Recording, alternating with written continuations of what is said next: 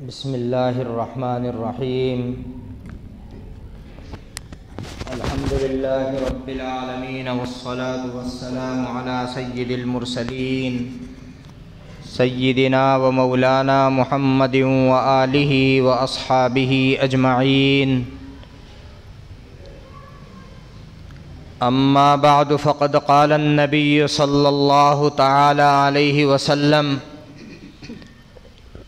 حبب الی من دنیاکم ثلاث الطیب والنساء وقرۃ عینی فی الصلاۃ او کما قال صلی اللہ تعالی علیہ وسلم۔ برادران گرامی اور عزیزان ملت، اللہ تبارک و تعالی کا لاکھ لاکھ شکر و احسان ہے کہ اس نے ہمیں اس مبارک موقع پر جمع فرمایا اور ہمارے محترم امام حضرت مولانا ارشد صاحب دامت برکاتہم نے مجھے حکم فرمایا کہ کچھ باتیں آپ حضرات کے سامنے اس مبارک موقع پر رکھی جائیں۔ اسی مناسبت سے میں نے جناب رسول اکرم صلی اللہ علیہ وسلم کا ارشاد گرامی آپ کے سامنے تلاوت کیا، ایک چھوٹی سی حدیث شریف تلاوت کی۔ رسول اللہ صلی اللہ علیہ وسلم کا مقام و مرتبہ آپ حضرات جانتے ہیں۔ اللہ تبارک و تعالی کے بعد کوئی ہستی قابل تعظیم اور قابل تکریم ہے تو وہ رسول اکرم صلی اللہ علیہ وسلم کی ذات گرامی ہے۔ آپ خاتم النبیین ہیں، آخری نبی ہیں۔ جتنے انبیاء کرام علیہم الصلاۃ اس دنیا میں تشریف لائے، سب نے اپنے اعتبار سے لوگوں کی ہدایت کے لیے اپنے پیغام پہنچائے، اللہ کے پیغام پہنچائے۔ نبی اکرم صلی اللہ علیہ وسلم کے ذریعے آخری پیغام قیامت تک کے لیے پہنچایا گیا، اور وہ پیغام قرآن کریم کی شکل میں ہمارے سامنے موجود ہے۔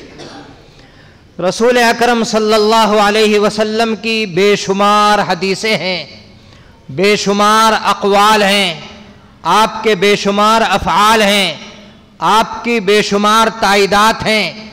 ان میں بہت سے کام اور بہت سی چیزیں آپ کے اور ہمارے لیے عمل کرنے کی ہیں۔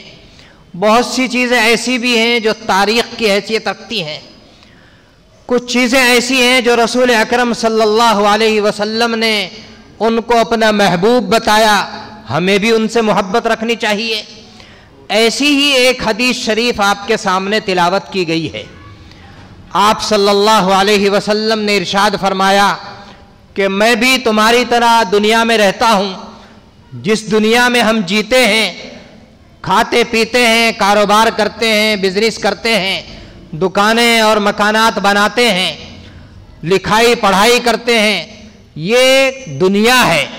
اس دنیا کی کون سی چیز رسول اکرم صلی اللہ علیہ وسلم کو پسند تھی؟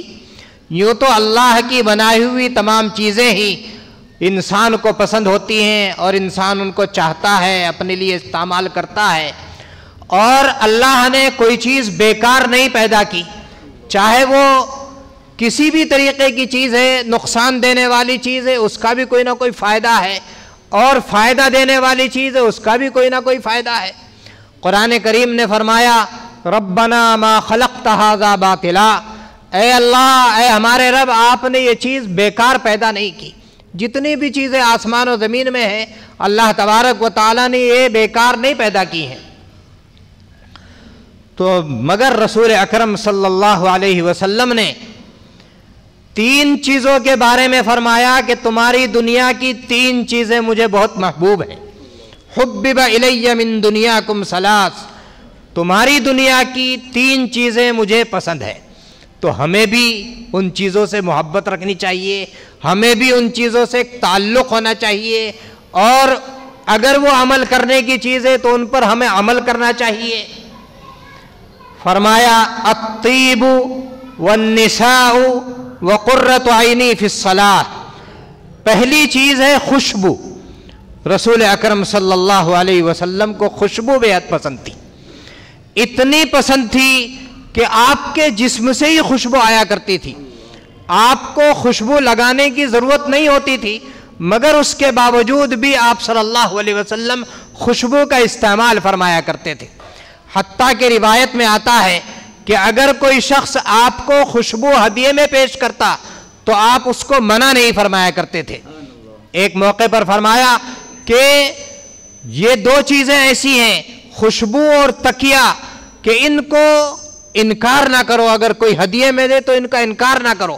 خوشبو رسول اکرم صلی اللہ علیہ وسلم کو پسند تھی، حتیٰ کہ آپ کے پسینے مبارک سے خوشبو آیا کرتی تھی، اتنی خوشبو آیا کرتی تھی کہ حضرت ام سلمہ رضی اللہ تعالیٰ عنہ فرماتی ہیں کہ جب آپ گرمی کے موسم میں لیٹا رہا کرتے تھے تو کچھ عورتیں میرے پاس شیشیاں بھیجا کر دی تھی کہ رسول اکرم صلی اللہ علیہ وسلم کا پسینہ مبارک کا کوئی ایک قطرہ اس شیشی میں بھر کر ہمیں دے دیں۔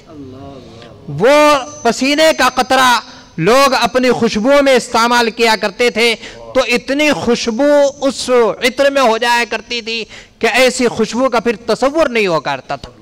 ایک شاعر نے کہا، ایسی خوشبو چمن کے گلوں میں کہاں، ایسی خوشبو چمن کے گلوں میں کہاں، جیسی خوشبو نبی کے پسینے میں ہے۔ تو رسول اکرم صلی اللہ علیہ وسلم کو خوشبو پسند تھی، اسی لیے آپ صلی اللہ علیہ وسلم ان چیزوں سے پرہیز کیا کرتے تھے جن میں بدبو آتی ہو۔ چنانچہ ایک موقع پر رسول اکرم صلی اللہ علیہ وسلم کے سامنے پیاز لایا گیا، لہسن لائی گئی، تو آپ نے کھانے سے منع فرمایا۔ صحابہ نے پوچھا، حضرت کیا یہ حرام ہے؟ فرمایا کہ نہیں، حرام تو نہیں ہے، میں کسی چیز کو اپنی طرف سے کیوں حرام کر دوں، لیکن یہ ایک ایسا درخت ہے اور ایک ایسا پیڑ ہے جس کو میں ناپسند کرتا ہوں، کیونکہ اس کو کچا کھانے سے منہ میں بدبو پیدا ہو جائے گی، اور پھر میرے پاس فرشتے آتے رہتے ہیں، ان کو ایسے مقام پر نہیں لایا جا سکتا جہاں بدبو ہو۔ حدیث پڑھانے کے مقام، تعلیم و تعلم کے مقام اور نماز پڑھنے کے مقام، یہ عبادت گاہیں، مسجدیں، یہ ایسی جگہ ہیں جہاں فرشتے آیا کرتے ہیں۔ اب اگر ہم ایسی جگہوں میں اس حال میں آئے کہ ہمارے منہ سے بدبو آ رہی ہو، تو پھر یہ ہمارے لیے زیبا بات نہیں ہے، ہمارے لیے مناسب بات نہیں ہے۔ ہم نے بہت سے لوگوں کو دیکھا جن کو بیڑی پینے کی عادت ہے، تو وہ گھر سے بیڑی لگا کر کے چلتے ہیں، پیتے ہوئے آتے ہیں، اور مسجد کے دروازے پر ان کی بیڑی بند ہوتی۔ اب آپ اندازہ لگائیے، کیا ان کے منہ کی بو ختم ہو گئی ہے؟ اتنی جلدی بیڑی کی بدبو ختم نہیں ہو سکتی، اور وہ آ رہے ہیں اور مسجد میں آتے ہیں، فرشتے ان سے نفرت کرتے ہیں۔ بعض مرتبہ تو کسی انسان کے برابر میں، آدمی کے برابر میں، نمازی کے برابر میں وہ بیڑی پینے والا کھڑا ہوتا ہے تو نمازی کے لیے نماز پڑھنا مشکل ہو جاتا ہے۔ ان چیزوں سے بچنا چاہیے۔ رسول اکرم صلی اللہ علیہ وسلم نے یہی تعلیم دی کہ کچی پیاز اور کچی لہسن کھا کر کے آپ صلی اللہ علیہ وسلم مسجد میں آنے سے منع فرمایا کرتے تھے، اور خود تو پوری زندگی آپ نے کچا لہسن اور کچی پیاز استعمال نہیں فرمایا۔ کیوں نہیں فرمایا؟ کہ ہر وقت فرشتوں کا ہجوم آپ کے ساتھ رہتا تھا کہ ان کو فرشتوں کو پریشانی نہ ہو جائے۔ تو پہلی چیز جو رسول اکرم صلی اللہ علیہ وسلم کو پسند تھی وہ کیا ہے؟ خوشبو۔ ہم لوگ اہتمام فرمائیں خوشبو کا، خوشبو لگائیں۔ جمعے کے دن خاص طور سے رسول اکرم صلی اللہ علیہ وسلم نے غسل کرنے کا حکم فرمایا۔ یہ کیوں فرمایا؟ وہ لوگ بڑی محنت کش لوگ تھے، بہت محنتیں کیا کرتے تھے، اور گرمی کا موسم ہوتا تھا تو اگر غسل کر کے میدان میں نہ آیا جائے، مسجد میں نہ آیا جائے تو ظاہر ہے کہ دوسروں کو پریشانی ہوگی، پسینے کی بو آئے گی۔ تو خاص طور سے فرمایا کہ جمعے کا دن بھیڑ کا دن ہوتا ہے، زیادہ لوگ وہاں آتے ہیں، غسل کر کے آیا کرو۔ اور پھر اس کے بعد آپ نے فرمایا کہ جمعے کے آداب میں سے خوشبو لگاؤ تاکہ دوسرے کو خوشی محسوس ہو۔ اسی طریقے سے آپ صلی اللہ علیہ وسلم بہت زیادہ اس بات کا اہتمام فرمایا کرتے تھے کہ مجمع میں آپ جایا کرتے تھے تو مسواک کر کے جایا کرتے تھے۔ مسواک کرنے سے منہ کی بدبو دور ہوتی ہے، اور مسواک کے بہت سارے فوائد ہیں، احادیث میں 70 سے زیادہ فوائد بیان کیے گئے، ان میں سب سے چھوٹا فائدہ یہی ہے کہ منہ کی بدبو دور ہوتی ہے، اور سب سے بڑا عظیم فائدہ کیا ہے؟ وہ یہ ہے کہ مرتے وقت کلمہ لا الہ الا اللہ نصیب ہوتا ہے۔ امت محمدی علیہ السلام سے یہ سنت بہت زیادہ ترک ہو رہی ہے، بس برش کا استعمال ہو رہا ہے، ٹوتھ پیسٹ کا استعمال ہو رہا ہے، مسواک کی سنت کا اہتمام چھوڑ دیا گیا ہے۔ مسواک کا اہتمام کیا جائے، رسول اکرم صلی اللہ علیہ وسلم کی یہ سنت ہے، اور یہ سارے احکام اور ساری نصیحتیں اسی لیے دی گئی ہیں کہ آپ صلی اللہ علیہ وسلم کو خوشبو زیادہ پسند تھی۔ دوسری چیز ہے والنساء، کہ آپ صلی اللہ علیہ وسلم نے فرمایا مجھے تمہاری دنیا کی عورتیں بھی پسند ہیں۔ اب اس کا مطلب یہ نہیں ہے کہ آپ عورتوں سے کوئی عشق رکھا کرتے تھے، نعوذ باللہ، ایسا نہیں سوچا جا سکتا۔ اس زمانے کے حالات پر غور کیا جائے۔ اس زمانے میں حالات یہ تھے کہ اگر کسی کے یہاں لڑکی پیدا ہوا کرتی تھی تو وہ لوگ اس لڑکی کو جینے نہیں دیتے تھے، زندہ درگور کر دیا کرتے تھے، اور منہ پر پھپڑی آ جایا کرتی تھی کہ میرے یہاں لڑکی پیدا ہو گئی۔ وَإِذَا بُشِّرَ أَحَدُهُمْ بِالْأُنْثَىٰ ظَلَّ وَجْهُهُ مُسْوَدًّا وَهُوَ كَظِيمٌ، کہ جب ان کو بشارت دی جایا کرتی تھی کہ تمہارے یہاں لڑکی پیدا ہوئی تو ان کے چہرے کالے پڑ جایا کرتے تھے۔ تو ایسے مظلومانہ ماحول میں عورتوں کے ساتھ بہت ظلم ہوا کرتا تھا۔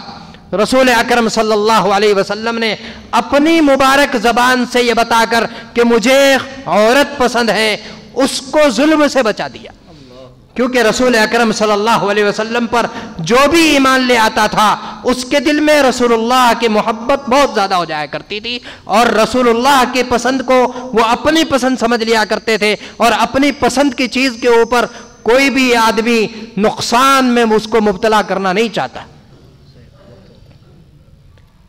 دوسری بات یہ ہے کہ اس وجہ سے عورت کو اپنی محبوب اور پسندیدہ چیز بتایا تاکہ اس کو ظلم سے بچایا جا سکے۔ ہم لوگ بھی یہی عہد کریں اور یہی اپنے ذہن میں بات بٹھائیں کہ عورت ظلم کی چیز نہیں ہے، بلکہ زندگی کی پہیے کے زندگی کی گاڑی کے دو پہیے ہیں، ایک مرد ہے اور ایک عورت ہے۔ اگر ایک پہیہ درست رہے گا تو دوسرا پہیہ غلط ہوگا تو گاڑی نہیں چل سکتی، دونوں پہیوں کو صحیح سالم رہنا چاہیے۔ تیسری چیز کیا ہے؟ قرۃ عینی فی الصلاۃ، کہ میری نماز، میری آنکھوں کی ٹھنڈک نماز میں ہے۔ نماز اللہ کے رسول صلی اللہ علیہ وسلم کو پسند تھے، اور نمازیں آپ بکثرت پڑھا کرتے تھے۔